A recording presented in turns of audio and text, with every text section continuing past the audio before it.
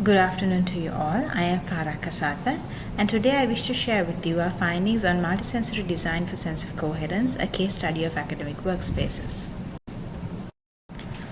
Office designs are often driven by maximizing capacity and corporate identities over the need for improving the quality of environments and users' sense of well-being.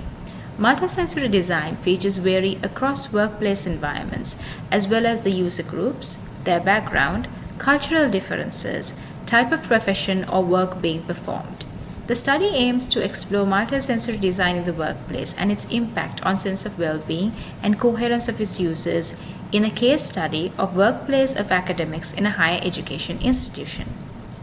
A qualitative approach was used to collect data on user perceptions via in-depth interviews, memory sketching, and visual surveys.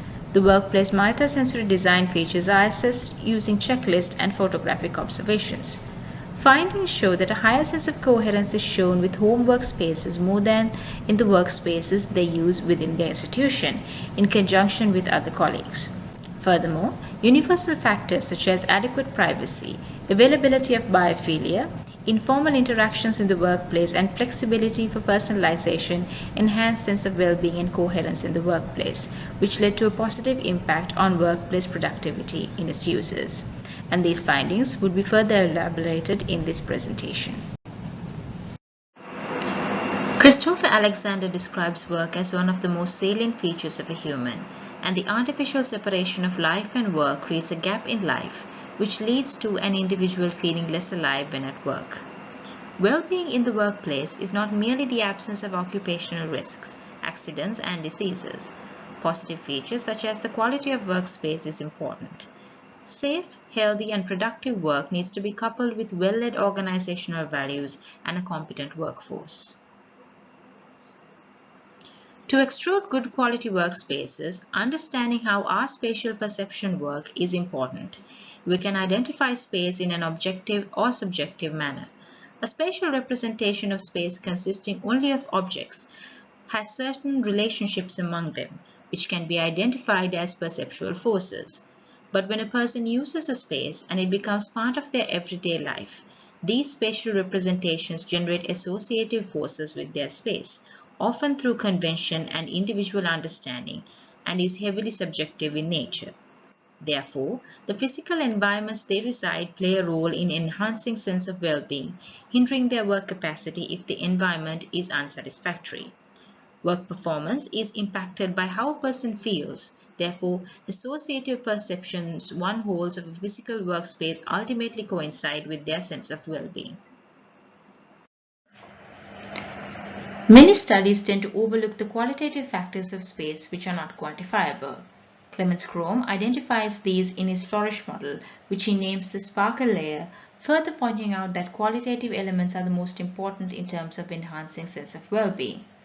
Roskins in Haynes has also understood sense of well-being in terms of increasing salutogenic potential of space, which is to provide the user with resources to cope with stressful situations in the workplace, which is measured by their individual sense of coherence. Although studies and theoretical models show promise in understanding design qualities that must be incorporated to increase well-being in the workplace, there lacks empirical evidence to support how these universal qualities could be implemented in a specific context. Primary aim of research in this case was to formulate an understanding on how an individual's associated perceptions of their physical workspace coincide with their general well-being, and also how does universal qualities of well-being affect an individual's sense of well-being or coherence in this specific case in a specific context. Method of study was a qualitative approach because in previous studies workplace and user well-being have been researched on are quantifiable approaches, but qualitative aspects have been overlooked.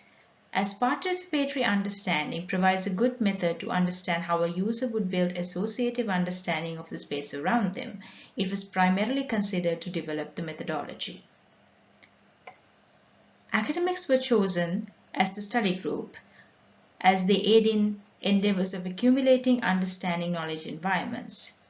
Knowledge workers also have different work schedules and work demands as opposed to an 8-hour routine work schedule. Therefore, their workplaces are important to be assessed and understood.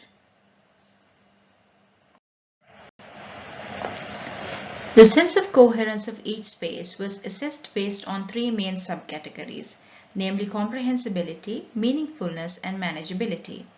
As each subcategory requires certain quality of environment to aid in better sense of coherence, objects of the built environment, tangible and intangible, were rated by participants based on how each would contribute their sense of well-being, which was then compared with how participants rated their space in terms of the three subcategories.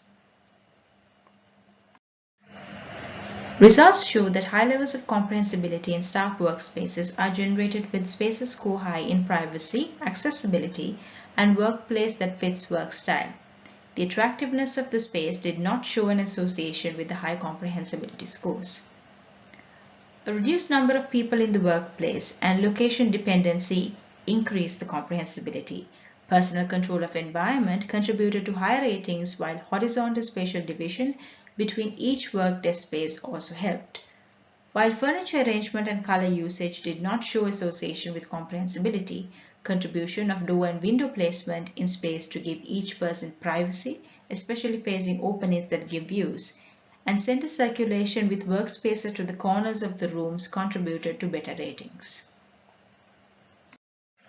Results show that high levels of comprehensibility in home workspaces of the same participants are shown when spaces score high in privacy, accessibility, workplace that fit work style, and the attractiveness of space, which also contributed as opposed to in the staff workspaces. Results show that high levels of manageability are shown when spaces score high in biophilic design, informal or social gathering. Level of inclusion and physical activity did not bring significant contributions to the scores. Availability of biophilic designs such as colors used, green and brown colors, and where views of greenery were significantly visible had higher ratings. Synthetic fabrics and materials received lower ratings. Formal discussions among colleagues did not contribute significantly to increased manageability, while social gathering and physical activity ratings were subjective to each participant, showing various ratings. Results show that high levels of manageability in home workspaces are shown when spaces go high in level of inclusion. Other factors such as physical activity, informal social gathering, formal social gathering, and biophilic design vary in ratings, therefore direct relationships could not be established. Lack of liveliness in space and lack of motivation to work with other colleagues at one's home workspace provided lower ratings for manageability. And based on participants' accounts, home workspaces are better for individual work, therefore reduced social interactions was deemed beneficial to the participants. Results show that high levels of meaningfulness are shown when spaces score high in exhibiting organizational purpose and personal identity expression. The more personalized the space, the level of innovation has increased. Furniture and ornamentation contributed but provides overall lower ratings, while color did not significantly contribute to the overall ratings. Results show that high levels of meaningfulness are shown when spaces score high in exhibiting personal identity expression, specifically in home workspaces. Innovation and exhibiting organizational purpose did not show direct relationship. Meaningfulness associations with the private space is higher in terms of innovation and inclusion. Organizational purpose had overall different ratings that did not relate with the others. As a summary of findings, when working in designated staff workspaces, participants showed higher ratings on comprehensibility and manageability, and a good relationship to the factors tested, but while meaningfulness ratings showed no clear relationship. In home workspaces, comprehensibility and meaningfulness ratings showed good relationship to the factors tested, but manageability ratings had variations and lacked showing direct relationship to the factors. This proves the researcher's opinion formed on associative perceptions, where an individual's perception of their physical workspace coincides with their general sense of personal well-being. On the other hand, Certain participants mentioned in personal accounts that they prefer the workspaces within university as opposed to their own home workspaces, but even in these cases, their ratings of SOC were higher for their home workspace as opposed to spaces outside of it. Looking at the applicability of findings for staff workspaces, high comprehensibility or an understanding and the resilience to challenges within work life can be achieved when smaller work groups with good privacy and proper spatial division among users and with circulation areas clearly divided from private spaces. Whereas high manageability or the belief that challenges can be coped with can be achieved through biophilic design, such as using natural materials, earth and colors, and views to nature. Availability of spaces to meet and gather socially also contributed to this. Lack of meaningfulness or lack of motivation to cope with stresses can be combated by giving the user the capacity to personalize their own space. In home workspaces, resilience to challenges of high comprehensibility comes with proper privacy, accessibility, and a workplace that fits work style, and the attractiveness of space. High meaningfulness, or the motivation to cope with stresses, comes with the level of inclusion which can be achieved by good communication and the availability of colleagues for work purposes to individuals during distance working. Lack of manageability or believing that coping mechanisms are non-existent comes from the lack of formality in the workspace, and incorporating workspace aspirations to home workspaces are also important. Further research could be taken in several avenues, from studies across multiple disciplines within the academic staff across different universities and institutions, further accommodating and understanding on how various changes in discipline can affect personal perceptions. Similar studies extended to different participant groups engaged in different occupations is also a possibility. Further studies on how to design and construct space that can allow freedom for the user to customize as an individual or as a group, which would increase meaningfulness of space, as well as research to understand the boundaries in which inclusion and individuality can both exist in a singular space.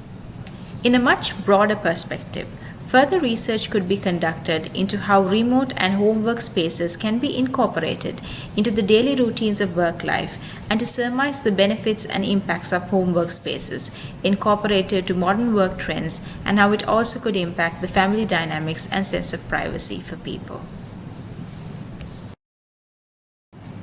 Thank you.